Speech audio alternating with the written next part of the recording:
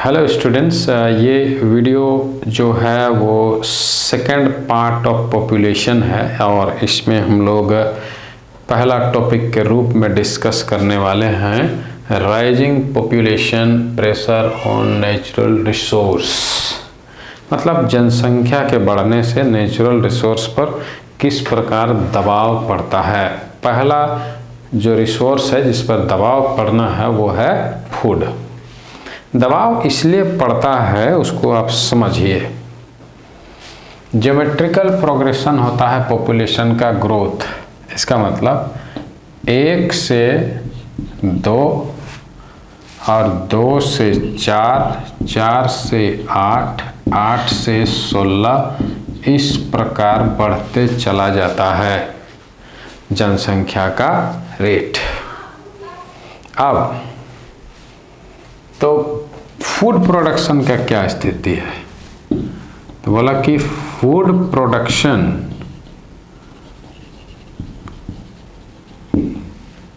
Growth जो है is arithmetic progression.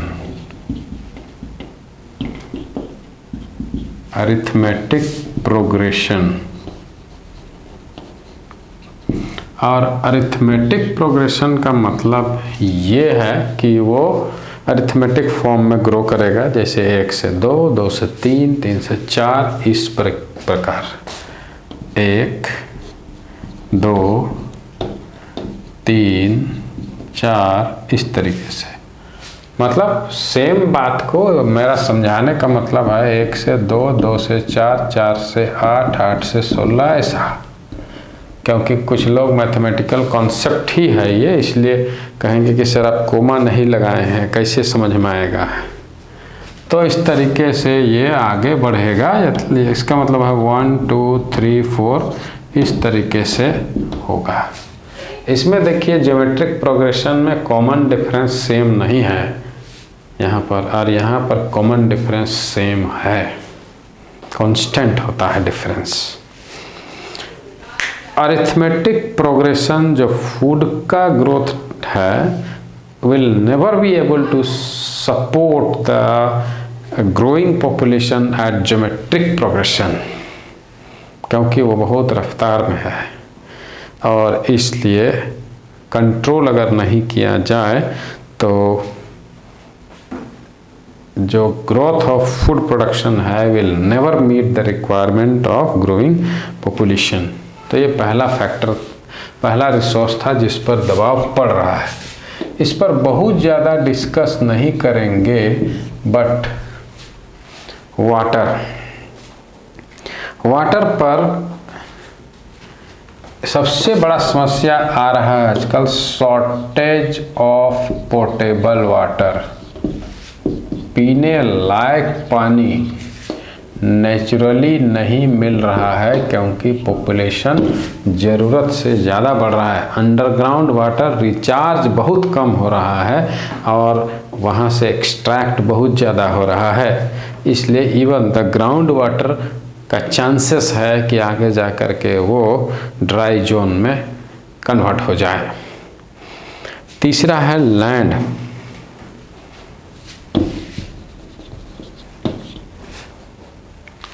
अब यहाँ समझिए कि जो लैंड होल्डिंग्स है, मतलब लोगों के पास जो ज़मीन है, लैंड होल्डिंग्स इज डिक्रीजिंग पर person because of rise in population. मतलब जनसंख्या के बढ़ने के कारण लैंड होल्डिंग्स जो है वो घट रहा है। अब जब घटेगा तो डेंसिटी पॉपुलेशन तो बढ़ ही रहा है, तो जो फर्टाइल लैंड है, जो कल्टीवेशन के लिए चाहे फॉरेस्ट लैंड है, ये सब घटेगा। डेजर्टिफिकेशन रफ्तार से बढ़ेगा। तीसरा जो नेचुरल रिसोर्स है जिस पर बहुत ज़्यादा प्रेशर है और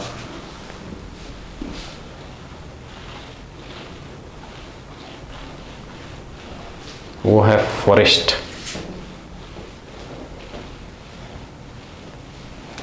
फॉरेस्ट पर प्रेशर बहुत ज़्यादा है। देखिए, पॉपुलेशन अगर बढ़ेगा, कॉन्सेप्ट को समझिए, पॉपुलेशन अगर बढ़ता है तो फॉरेस्ट डिफॉरेस्टेशन का चांसेस जो है वो तेज़ी से बढ़ेगा। डिफॉरेस्टेशन होगा तो drought, because you all must have studied transpiration from forest areas, they bring rain clouds and they cause rainfall. तो बारिश भी नहीं होगी, जब बारिश नहीं होगी ड्रॉट होगा, तो that will lead to desertification. और जब डेजर्ट बनने लगेगा तो एक्सटिंक्शन ऑफ बहुत सारा स्पीसीज जो है वो गायब हो जाएंगे। एक्सटिंक्शन ऑफ मैनी स्पीसीज होगा, बहुत सारे स्पीसीज जो हैं वो धीरे धीरे गायब होने लगेंगे क्योंकि सॉइल इरोजन होगा। अब इससे एसोसिएटेड समझिए कुछ बातें। डेजर्टिफिकेशन तो है, लेकिन ड्रॉट होने के साथ साथ अगर डिफॉरेस्टेशन होता है तो एक और फैक्टर जन्म ले सकता है या और एक कारण पैदा होगा, वो है ग्लोबल वार्मिंग। ग्लोबल वार्मिंग होगा। कहने का मतलब है कि CO2 का मात्रा जो है वो ज़रूरत से ज़्यादा एटमॉस्फेयर में बढ़ने लगेगा। And when CO2 will rise, तब चांसेस है एक्सेसिव होगा, एक्सेसिव ग्रीन हाउस इफेक्ट। कहने का मतलब ग्रीन हाउस इफेक्ट एक natural phenomenon of trapping the solar radiation और to cause heating of the earth's atmosphere, ऐसा कॉन्सेप्ट है। मतलब नेचुरल है ये कि सन्स हीट को ट्रैप करना और मेंटेन रखना ताकि स्केप ना सके और कर सके आउटर स्पेस में, और टेम्परेचर बना रहे नॉर्मल, जैसे कि average temperature of earth around 15 degree Celsius माना गया है, और इससे अगर बढ़ता है ज़्यादा तो मेल्टिंग ऑफ ग्लेशियर्स वगैरह होगा। इसलिए हमने कहा यहाँ अगर यदि डिफॉरेस्टेशन होगा तो कार्बन डाइऑक्साइड का क्वांटिटी एटमॉस्फेयर में बढ़ेगा, क्योंकि कार्बन डाइऑक्साइड को प्लांट्स लेते हैं कार्बन फोटोसिंथेसिस कराने के लिए। मतलब they try to check the balance between carbon dioxide and oxygen. Forest का ये भी काम है, they release oxygen, they take up carbon dioxide. इसलिए कहा कार्बन डाइऑक्साइड बढ़ेगा तो एक्सेसिव ग्रीन हाउस इफेक्ट होने के कारण फाइनल रिजल्ट जो है वो ग्लोबल वार्मिंग के रूप में दिखेगा, जो दिख भी रहा है। और इससे बहुत सारा एसोसिएटेड प्रॉब्लम्स आएंगे। अब आगे समझा जाए कि कौन सा ऐसा और फैक्टर्स या रिसोर्सेस हैं जिस पर भारी दबाव आने वाला है। एक और है, वो है एनर्जी।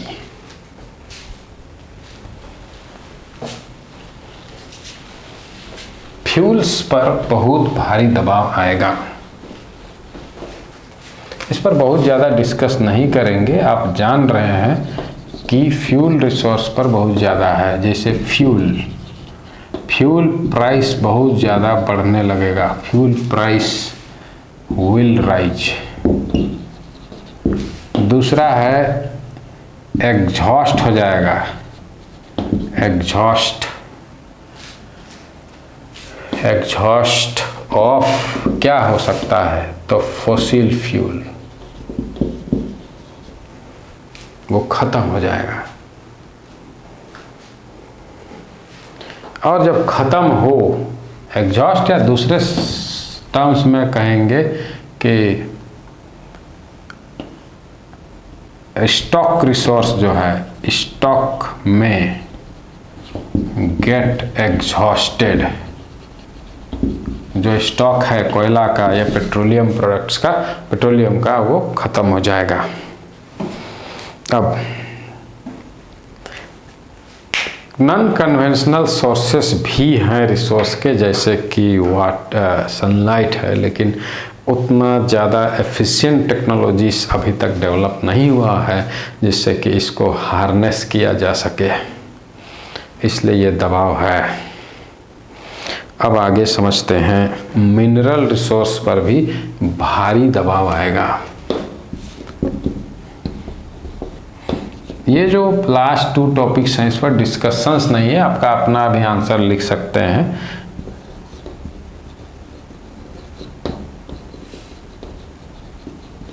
मिनरल रिसोर्सेस जैसे स्टॉक है सबका अपना, जैसे आयरन हो या कुछ सॉल्ट्स हैं, चाहे फॉस्फोरस है, चाहे पोटास है, एक्सेट्रा, जो भी मिनरल्स हैं इनका एक लिमिटेड स्टॉक है और अत्यधिक जब यूज हो जाएगा तो फिर मिलेगा नहीं जितना होना चाहिए, जितना ज़रूरत है, इसलिए समस्याएं आएंगी। अब नया टॉपिक हमारे पास है कि population growth and urbanization causing serious pressure on resources. तो शहरीकरण हो रहा है, बड़े बिल्डिंग्स, बड़े स्कूल्स, बड़े हॉस्पिटल्स बन रहे हैं, इसके कारण प्रेशर बहुत ज़्यादा है। Rising living standard of people के कारण भी बहुत ज़्यादा पोल्यूशन जो है इन्वायरमेंट में आ रहा है, क्योंकि कंज्यूमरिज्म को बढ़ावा दिया जा रहा है। जितना कंज्यूम करो गवर्नमेंट भी उतना खुश होती है कि हमारी जनता कंज्यूम कर रही है, मेरा इकोनॉमी, हमारे देश का इकोनॉमी ग्रो कर रहा है। ये तो अब यहाँ पर एक चर्चा है कि कैसे हम सस्टेनेबल डेवलपमेंट को अचीव करें। पॉपुलेशन बढ़ रहा है लेकिन पॉपुलेशन को तो रोकना है, कंट्रोल करना है, उसके साथ साथ ये भी ध्यान देना है कि सस्टेनेबल डेवलपमेंट पर काम किया जाए जिससे कि प्रॉब्लम्स जो है वो मिनिमाइज किया जा सके। तो सस्टेनेबल डेवलपमेंट होता क्या है? सस्टेनेबल डेवलपमेंट का अर्थ ये है कि एक डेवलपमेंट प्रक्रिया या डेवलपमेंट का प्रोसेस जो है वो ऐसा होना चाहिए जो सस्टेन करे। जो भी रिसोर्सेस हमारे पास हैं, वर्तमान में जो लोग यहाँ पर जीवित हैं, इस्तेमाल कर रहे हैं रिसोर्स को, वो तो यूज करें, ठीक है, लेकिन आने वाली पीढ़ी के लिए भी रिसोर्सेस जो हम यूज कर रहे हैं वो अवेलेबल होना चाहिए। इसलिए ये टॉपिक हालांकि इम्पोर्टेंट है,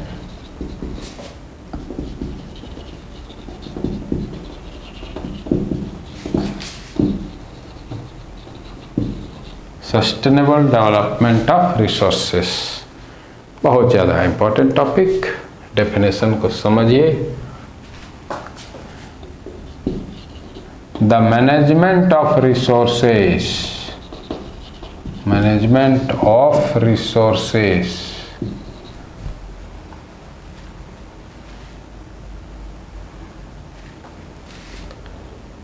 in such a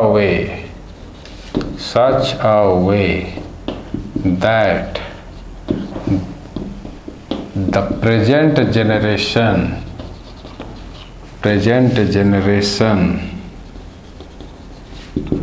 uses judiciously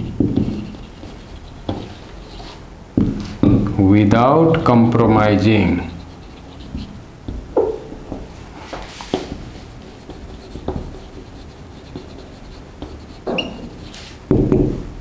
for the future generations,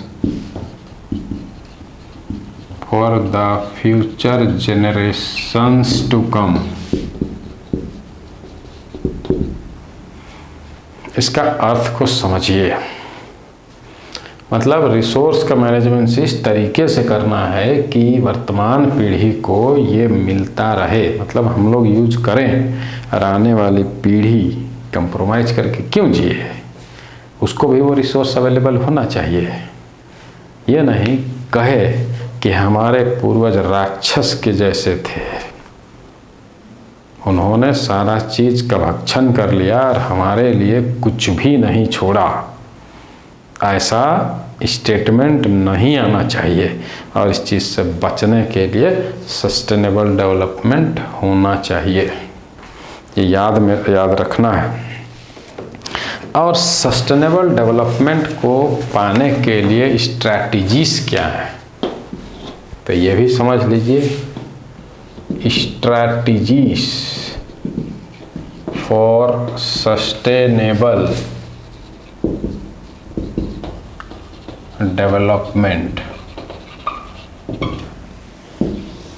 पहला याद रखना होगा, reduction of excessive use. Reduction of excessive use मतलब एक्सप्लॉयटेटिव तरीके से कि नहीं मेरा अधिकार है इसको इस्तेमाल करने का। उदाहरण के लिए लीजिए, आप अमीर हैं, आपको बोरवेल खुदवाने का के लिए पैसा सफिशिएंट है। इसका अर्थ ये नहीं कि ज़मीन के अंदर जो भी पानी है वो आपका पूरा अधिकार है उस पर, और बाकी जो गरीब हैं या अगल बगल जो रहते हैं, इकोनॉमिकली उतने स्ट्रॉन्ग नहीं हैं, उनको पानी पीने के लिए भी ना मिले। इसलिए एक्सप्लॉयटेटिव तरीके से जो यूज होता है उसको रोका जाए, प्रैक्टिस किया जाए रिसाइक्लिंग, रीयूज wherever possible।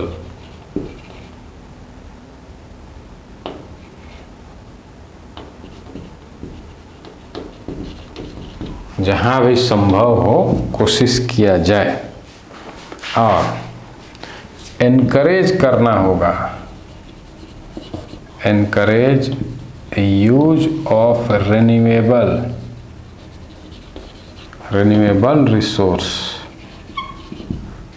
जैसे सोलर संभव है, जहाँ तक संभव हो, as far as possible solar power का इस्तेमाल किया जाना चाहिए। इससे कोल का यूज घटेगा।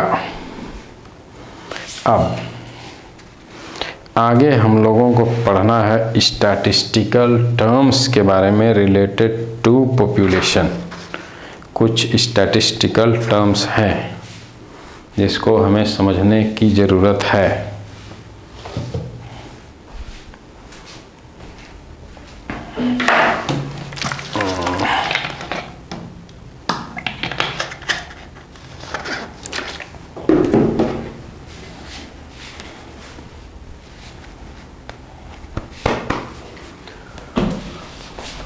आइए समझते हैं कुछ स्टैटिस्टिकल टर्म्स, मतलब calculation based terms related to population.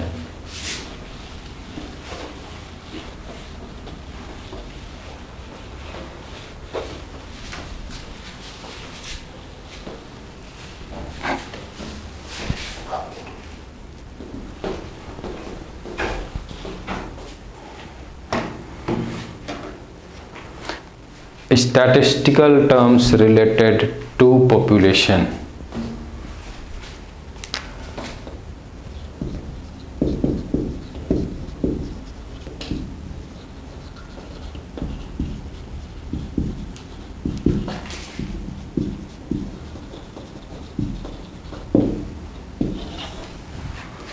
पहला टर्म आता है वो है डेमोग्राफी।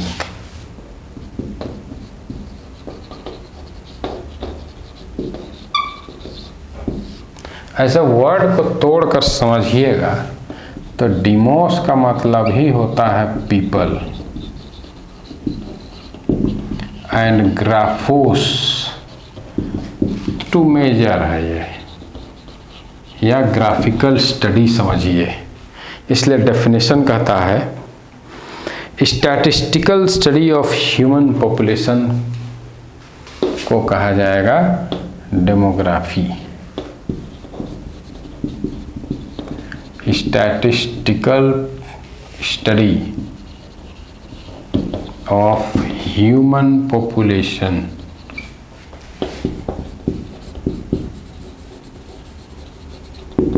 Is called demography.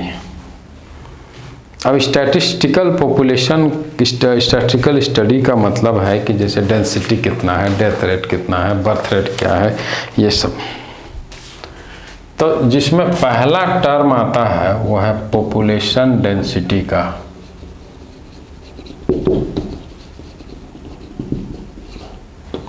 यहाँ पर याद रखिएगा, बहुत इम्पोर्टेंट टर्म है, 2023 में भी इसका डेफिनेशन को पूछा गया था। Number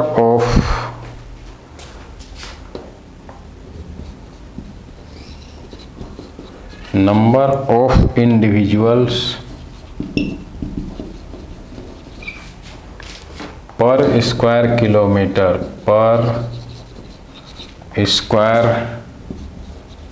kilometre at any given time.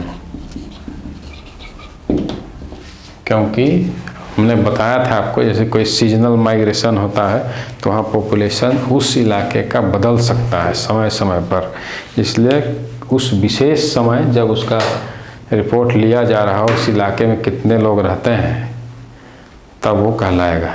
तो यहाँ पर ध्यान रखिएगा, पर स्क्वायर किलोमीटर मैटर करता है, क्योंकि वो एरिया होना चाहिए 1 स्क्वायर किलोमीटर, मतलब 1 किलोमीटर लेंथ होना चाहिए और 1 किलोमीटर ब्रेथ होना चाहिए। उतने बड़े इलाके में जितने लोग रहते हैं सभी को मिला करके कहा जाएगा कि they contribute to the density of population of that particular area. Second नया अलग एक यहाँ टर्म है, वो है बर्थ रेट। बर्थ रेट, हालांकि इसका दूसरा नाम भी है, वो है नेटालिटी रेट।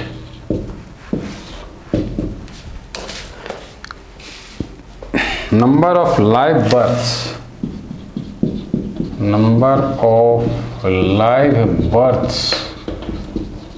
पर 1000 people of population per year, मतलब हर साल 1000 लोग रहते हों किसी इलाके में और उनमें कितने बच्चे ऐड हो रहे हैं। जन्म लेते समय याद रखना होगा आपको, जन्म लिया तो लाइव बर्थ्स का मतलब है जिंदा पैदा होना चाहिए, और जब वो अगले साल 1 साल का हो जाए तब वो काउंट होगा पॉपुलेशन में।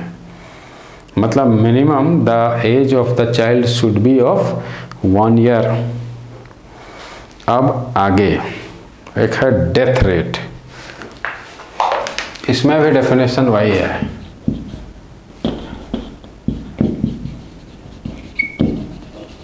डेथ रेट या mortality rate,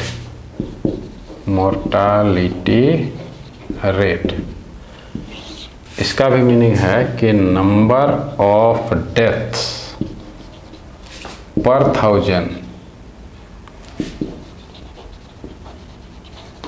1000 people of population पर ईयर, मतलब कितने लोग वहाँ पर मरे एवरी ईयर। और इसका रिपोर्ट डेथ उस इलाके में जो लोकल गवर्नमेंट बॉडी होते हैं वहाँ पर रिपोर्ट कराना होता है, कितने बच्चे साल में ऐड हुए और कितने मरे लोग। अब ग्रोथ रेट ऑफ पॉपुलेशन,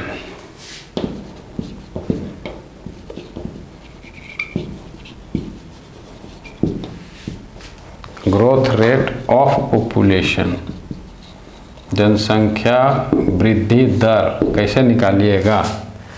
तो growth rate is difference between birth rate and death rate, ये याद रखना है।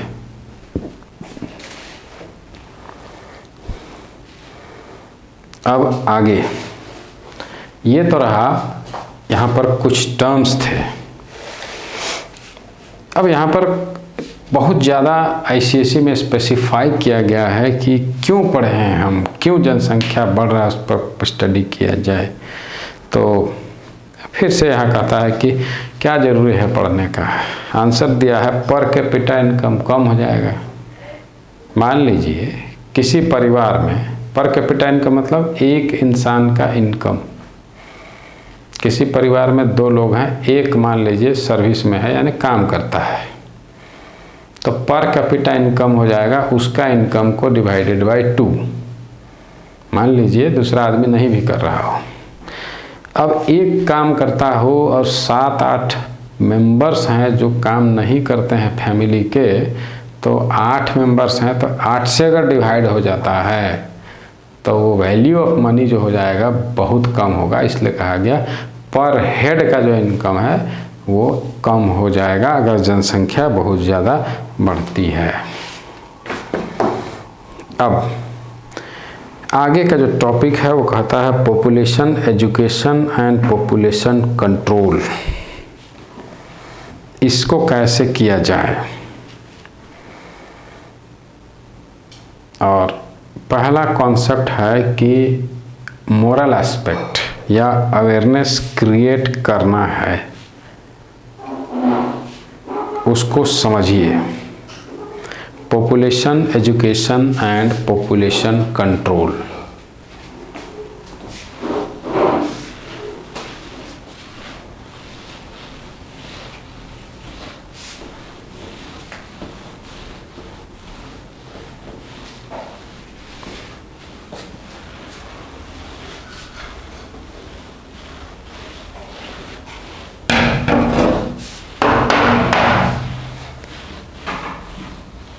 Population education and population control.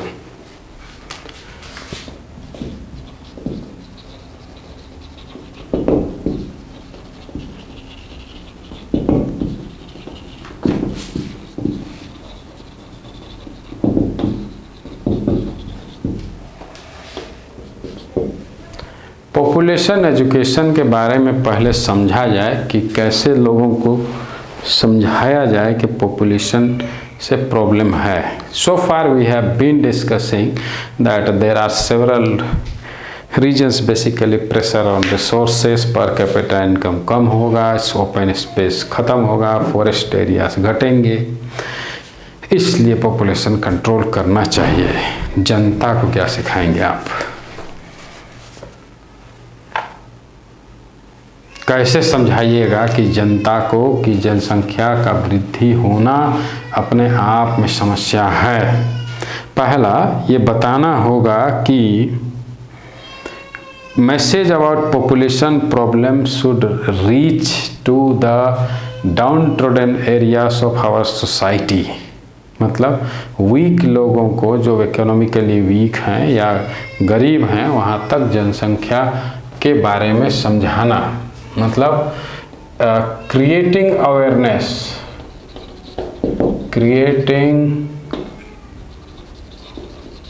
Awareness, of the problems of rising population, problems of rising population in remote areas, जहाँ पर government bodies ना पहुँच पाए वहाँ तक भी नॉन गवर्नमेंट ऑर्गेनाइजेशंस हैं, चाहे इंडिविजुअल्स जो इंटरेस्टेड हैं कि जनसंख्या नहीं बढ़ना चाहिए, we should try to encourage people or educate them. We have to teach them advantages of small families, छोटा परिवार, and disadvantages of large families। बड़ा परिवार का जो इफ़ेक्ट होता है, हेल्थ इश्यूज होते हैं और खाने पीने में डाइट प्रॉब्लम आता है, एजुकेशन प्रॉपर नहीं मिल पाता है, इन सब बातों को बताया जाना चाहिए। और Orthodox religious and traditional beliefs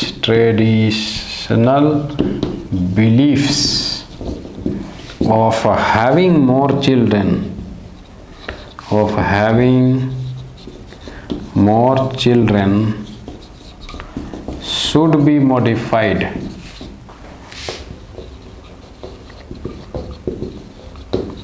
by education का प्रचार प्रसार किया जाना चाहिए जिससे कि बढ़े। कुछ बातें और भी हैं जैसे कि मेथड्स ऑफ फैमिली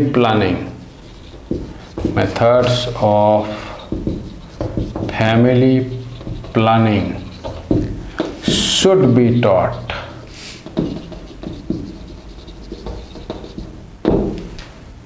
अब फैमिली प्लानिंग में कुछ बातें जो हैं उसको मैं यहाँ पर डिस्कस करने वाला हूँ।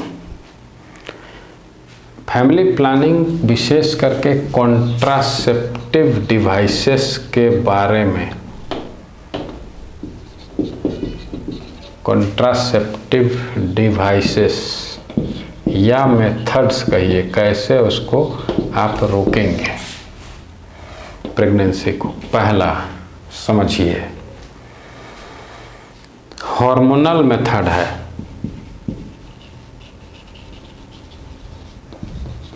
हार्मोनल मेथड्स, इसमें आपको समझना होगा कुछ हार्मोनल पिल्स दिए जाते हैं जिसको कि कॉन्ट्रासेप्टिव पिल्स कहा गया है। Contraceptive pills. अब ये करता क्या है? कॉन्ट्रासेप्टिव पिल्स ऐसे मालाडी कैटेगरी के ड्रग्स हैं, समझिए केमिकल्स हैं जो हार्मोनल सिस्टम को चेंज कर देता है फीमेल्स में और एग रिलीज नहीं होने देता है। और we can say change hormonal secretion and prevent ovulation even, मतलब एग रिलीज होने ही नहीं देगा फीमेल में, तो फर्टिलाइजेशन ऑफ स्पर्म किसके साथ होगा, इस प्रकार से रोकता है। हालांकि मैं आपकी जानकारी के लिए बस बता दूं कि कॉन्ट्रासेप्टिव पिल्स जो होते हैं बहुत ही भयानक और इन जनरल कहें तो कार्सिनोजेनिक कैटेगरी के होते हैं, इसलिए इनका इस्तेमाल तो बिल्कुल नहीं करना चाहिए। तो जानिए कि ये रुके कैसे, आगे समझा जाए। दूसरा ऑप्शन है अल्टरनेट, वो है कॉन्डोम का इस्तेमाल करना। ये सेक्सुअल इंटरकोर्स से पहले, before sexual intercourse, condoms, let us say male condoms, these are worn over erect penis, ताकि स्पर्म कॉन्डोम के अंदर ही रह जाए और एग के साथ फ्यूज ना हो या फर्टिलाइज ना हो। दूसरा है फीमेल कॉन्डोम या डायाफ्राम, उसको वेजाइना पर फिट किया जाता है बिफोर सेक्सुअल इंटरकोर्स, और जब सेक्सुअल इंटरकोर्स हो तब यहाँ पर भी, इस केस में भी मेल स्पर्म अंदर ना जाए और फर्टिलाइज ना करे एग को। मतलब दोनों कंडीशन में फर्टिलाइजेशन को अवॉइड किया जा रहा है। ये अल्टरनेट ऑप्शन है। तो यहाँ पर male condom worn over erect penis और वेजाइना में फिट किया जाता है, वो है फीमेल कॉन्डोम। और इस दोनों का मकसद बस यही होता है, पर्पस ऑफ यूजिंग, कि वो फर्टिलाइज ना होने दे अब आगे हम लोग डिस्कस करेंगे, कुछ केमिकल मेथड्स भी हैं और सर्जिकल मेथड्स भी।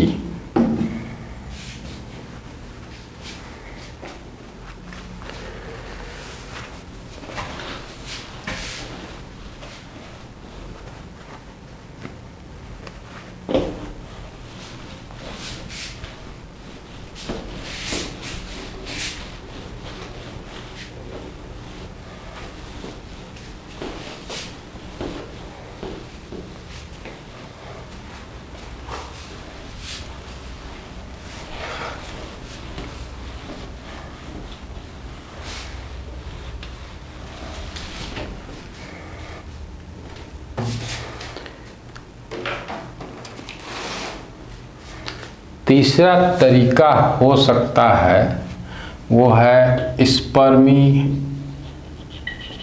स्पर्मिसाइड्स, मतलब chemicals used to kill sperms, chemicals used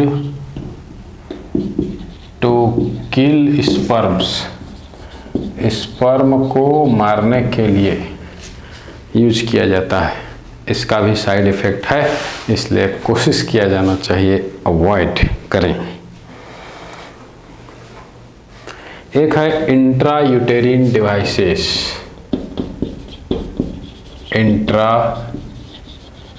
यूटेरिन devices. Intra यूटेरिन devices जैसे कि मान लीजिए copper T. Copper T female vagina के सर्विक्स में इंसर्ट किया जाता है और फिक्स किया जाता है। अराउंड 4 to 5 इयर्स तक भी ये काम करता रहता है और इसका काम होता है कि कॉपर टी जो है दे रिलीज कॉपर आयंस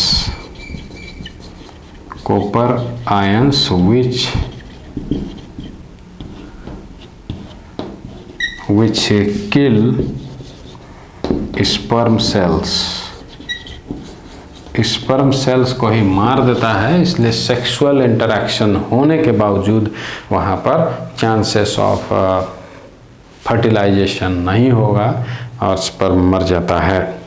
अब यहाँ पर एक और मेथड हो सकता है, वो है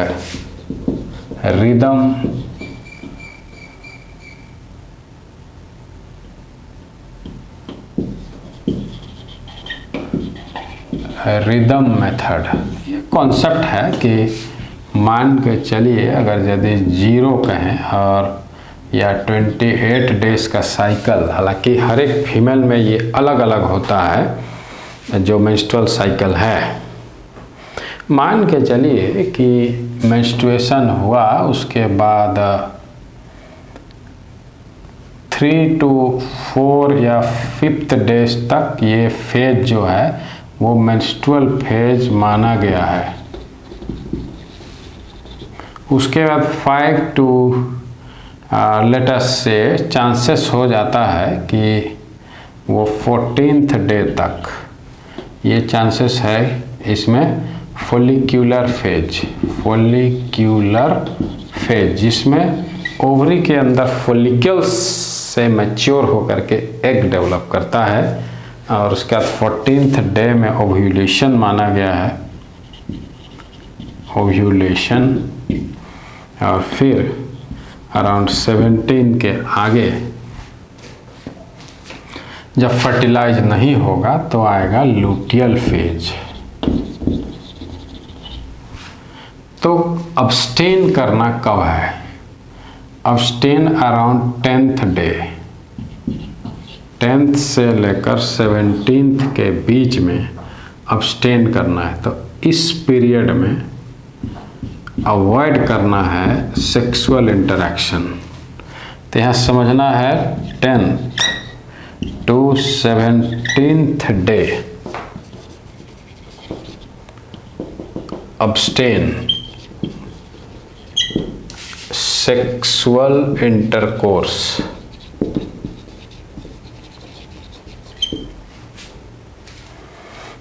और दूसरी बात 17th से लेकर day of menstruation start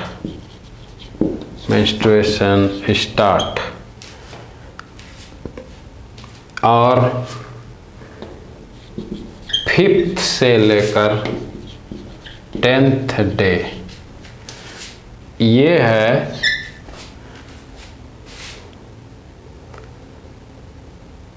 no chance of fertilisation.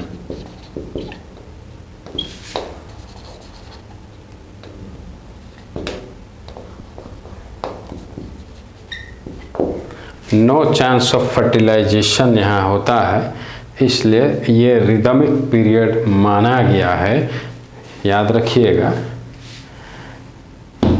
वो है 17th to the day of menstruation और 5th to the 10th day. ये रिदमिक साइकिल का, ये मेंस्ट्रुअल साइकिल का रिदम पीरियड माना गया है। During this couples can get involved in sexual intercourse without having fear of having pregnancy। अब आगे दो इम्पॉर्टेंट टॉपिक्स यहाँ पर हैं जो सर्जिकल मेथड्स से रिलेटेड है, इसके बारे में भी समझा जाए।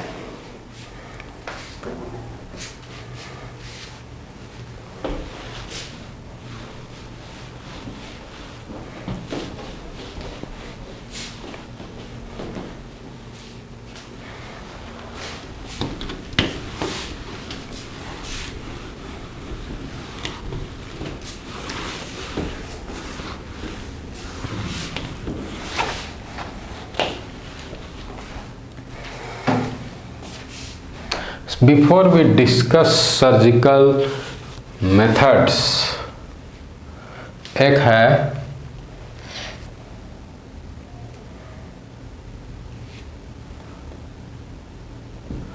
pre-ejaculation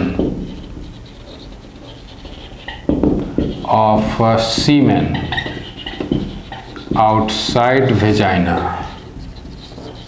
इससे भी प्रेगनेंसी बच सकता है। अब आगे है दो सर्जिकल मेथड्स ऑफ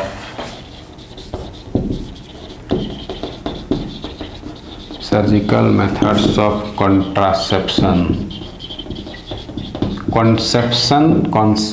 कंसीव करना मतलब प्रेग्नेंट होना होता है, उसके विपरीत नहीं होना, ये कॉन्ट्रासेप्शन में आता है। अब यहाँ पर पहला है वैसेक्टोमी।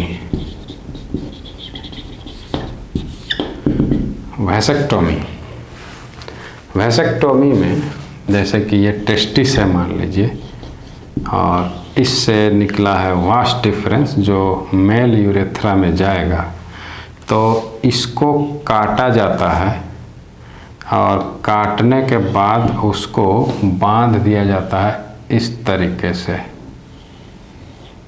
नायलॉन की रस्सी से।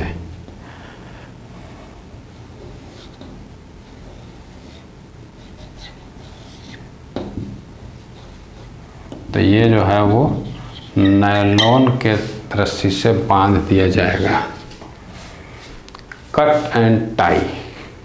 तो वैसेक्टोमी में क्या होता है, वास्ट डिफरेंस, ये है वास्ट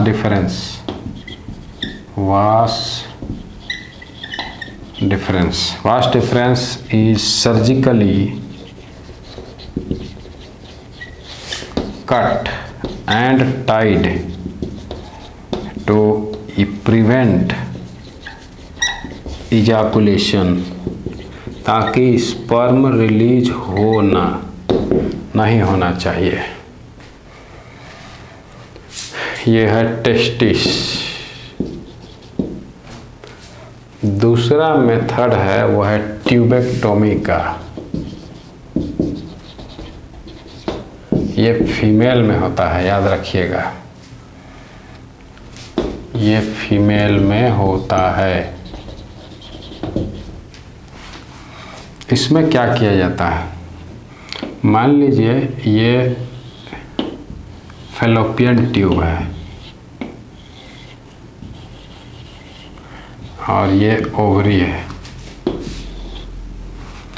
इसको यहाँ पर काट दिया जाता है और काट करके फिर बांध दिया जाता है सिमिलरली, जैसा कि हमने वहाँ बताया।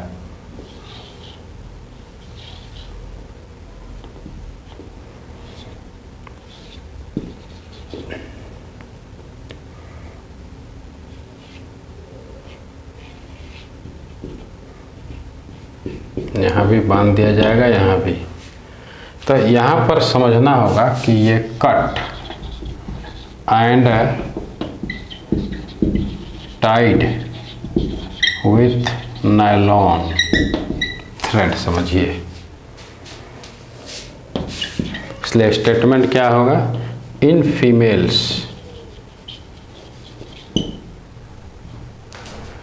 फैलोपियन ट्यूब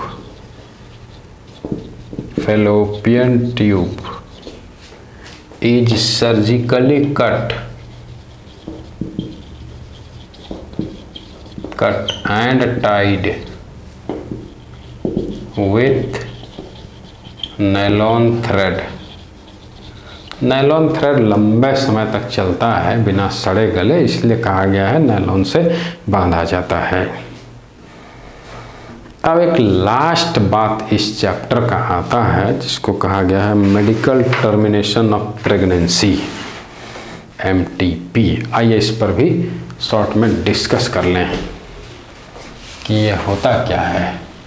आप लोगों ने सुना होगा कि सोशल बुराई कहिए या मज़े मज़े में कुछ लोग बेहोशी की हालत में प्रेग्नेंट हो जाएं या कपल्स इसमें इन्वॉल्व हों या रेप केसेस हो सकता है। तो ये सब परिस्थिति में MTP कानूनन जायज मेथड है, मेडिकल टर्मिनेशन ऑफ प्रेगनेंसी।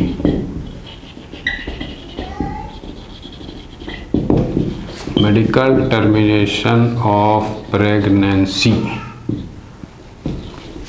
इसी को मैंने शॉर्ट में आपसे कहा कि ये MTP है। इंडिया की बात करें तो यहाँ कानूनन जुर्म नहीं है अगर लड़की या वो महिला जो नहीं चाहती हो प्रेगनेंसी को कंटिन्यू करना, मतलब लीगली परमिटेड है। तो ये मेडिकल टर्मिनेशन क्या है? लीगल या लीगली परमिटेड अबॉर्शन है ये। लेकिन इसमें कुछ रूल्स है। Only within 5 months of pregnancy, months of pregnancy, 5 महीना के अंदर ही फर्टिलाइजेशन से। दूसरा कंडीशन को समझिए, ये personal right of the pregnant women है, personal right of the pregnant women, मतलब उसका ये इंडिविजुअल अधिकार है। Need not require the consent of husband,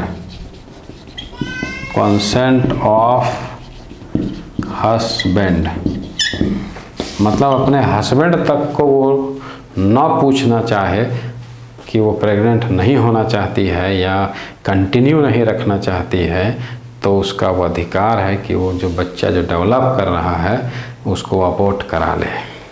दूसरा कंडीशंस को समझिए, जेनेटिक डिसऑर्डर्स हो, मतलब बाय बर्थ उसमें कोई डिफेक्ट हो रहा हो या माल फॉर्मेशन हो, माल फॉर्मेशन ऑफ फीटस हो, इस हालात में बच्चे को जन्म देना भी तो अपराध ही होगा ना। मान लीजिए डिफेक्टिव बच्चा पैदा होता है, पेरेंट्स के लिए तो समस्या का कारण बनेगा ही, लेकिन जब वो बड़ा होगा और ये बात जानेगा कि मेरे पेरेंट्स को ये पता था कि मेरे शरीर का पूर्ण रूप से डेवलपमेंट नहीं हो रहा था, मैं अपंग अपाहिज पैदा होता, आजकल नया शब्द है, अच्छा है, शुभ है, दिव्यांग रूप में पैदा होता, दूसरों पर आश्रित रहता, उससे अच्छा मेरे पेरेंट्स ने मुझे जन्म से पहले ही क्यों अबॉर्ट नहीं करा लिया। ये तो ऑप्शन था कानूनन। मुझे ये उनके मूर्खता को पूरा जीवन झेलना नहीं पड़ता, ऐसा उनको लग सकता है जो नए बच्चे पैदा होंगे, डिफॉर्म्ड होंगे। इसलिए कहा गया genetic disorders, malformation of foetus